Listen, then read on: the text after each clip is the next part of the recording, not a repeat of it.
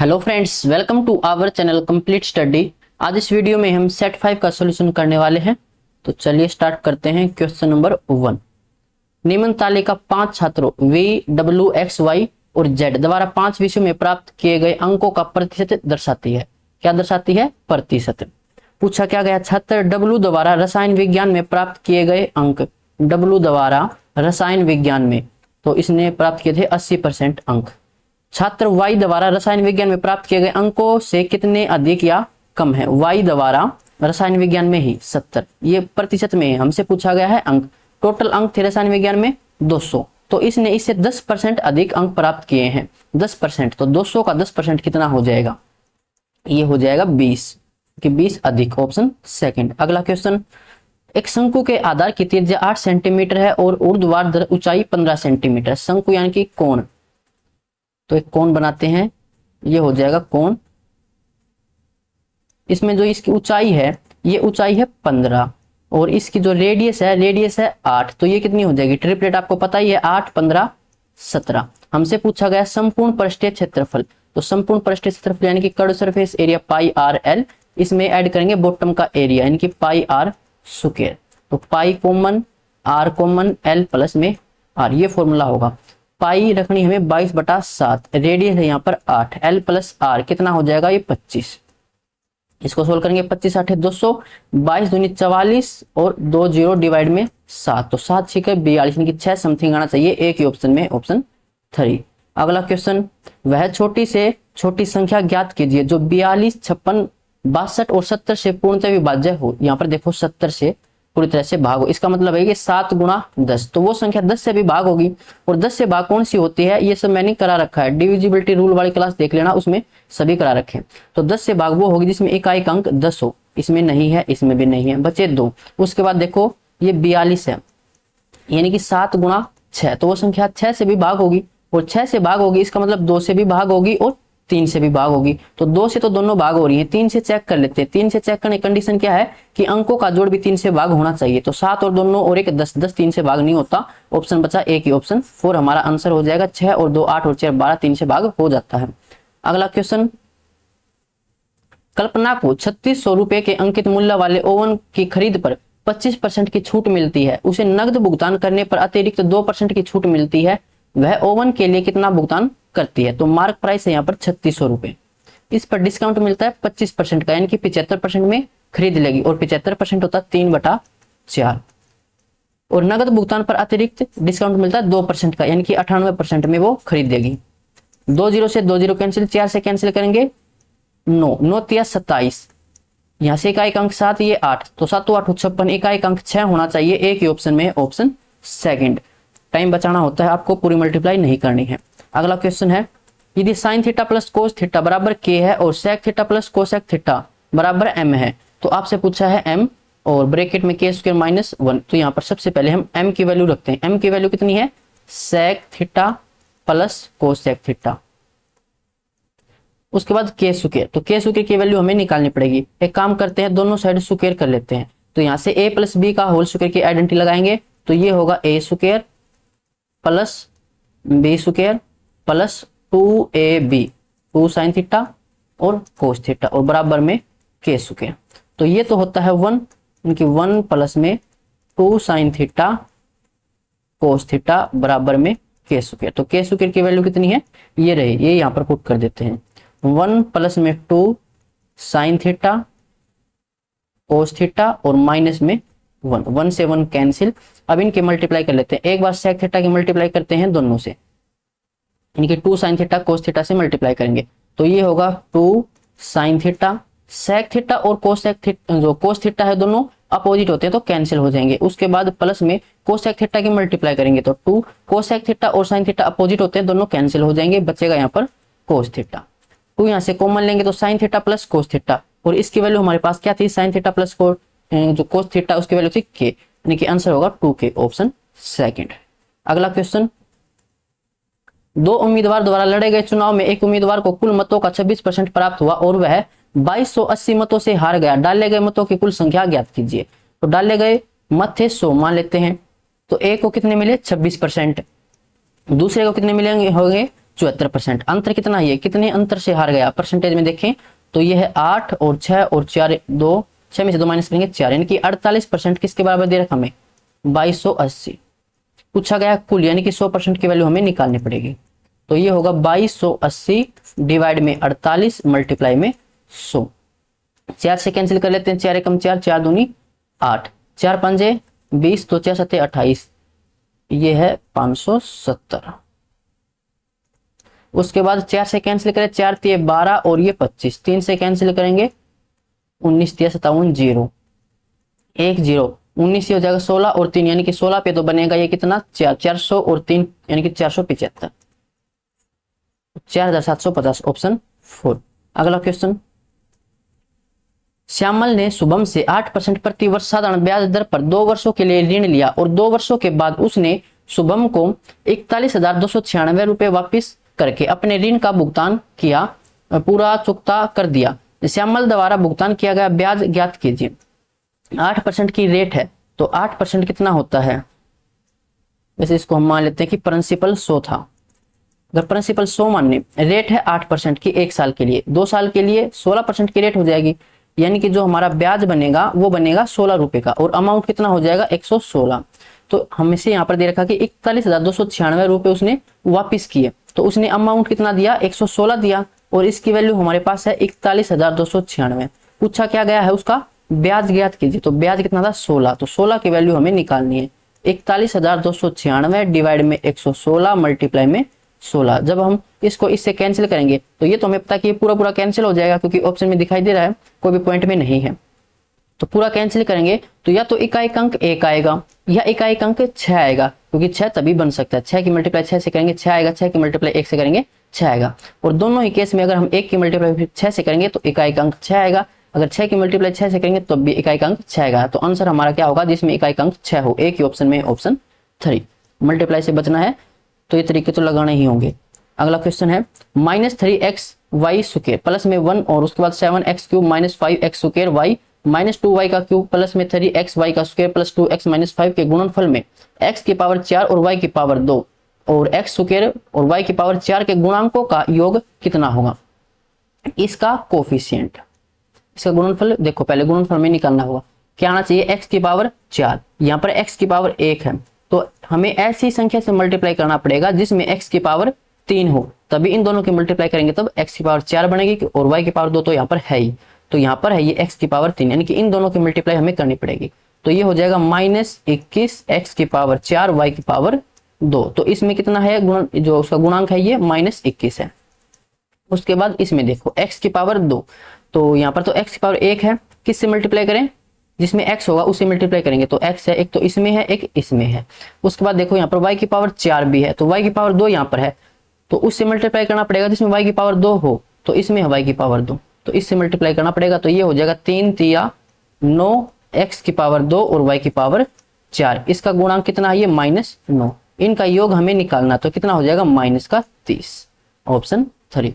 अगला क्वेश्चन, निम्न में से सबसे छोटी भिन्न कौन सी है, तो डायरेक्ट इसको डिवाइड ही कर लेते हैं, आसानी रहेगी। तो ये होगा 0.8 15 8 120 होता है, इसको सोल्व करेंगे तो 0.16 6 96 16 7 तो 112 यानी कि 0.6 समथिंग आएगा।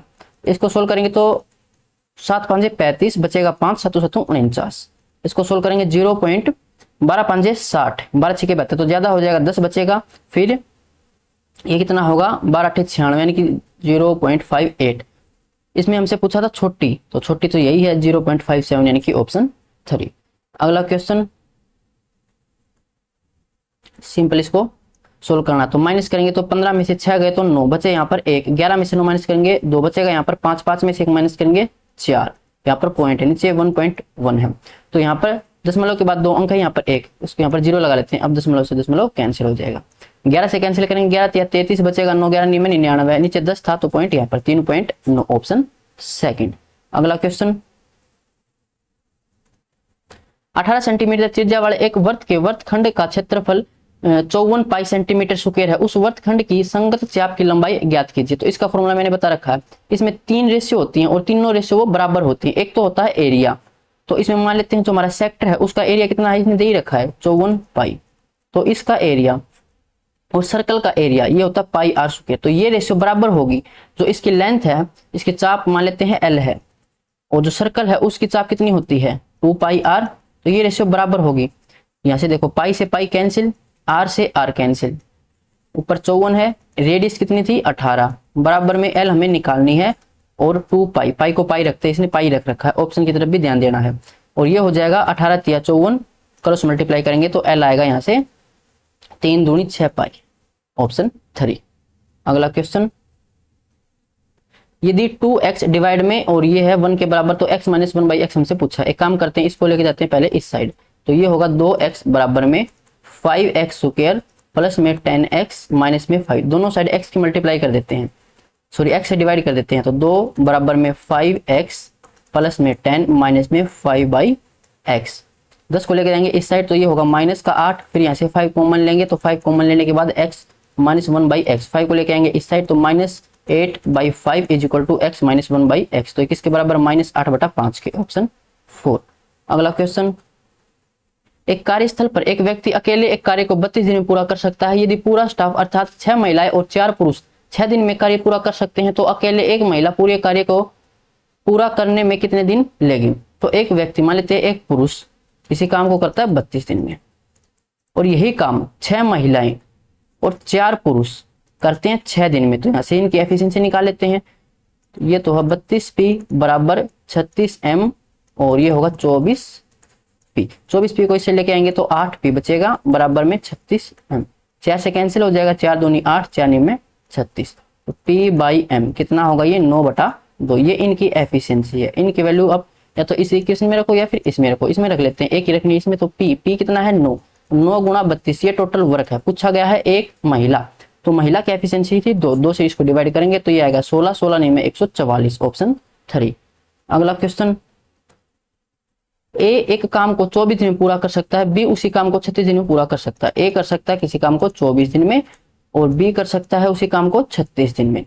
वे एक साथ काम करना शुरू करते हैं, लेकिन ए केवल 4 दिन के लिए काम करता है, शेष काम बी द्वारा पूरा किया जाता है।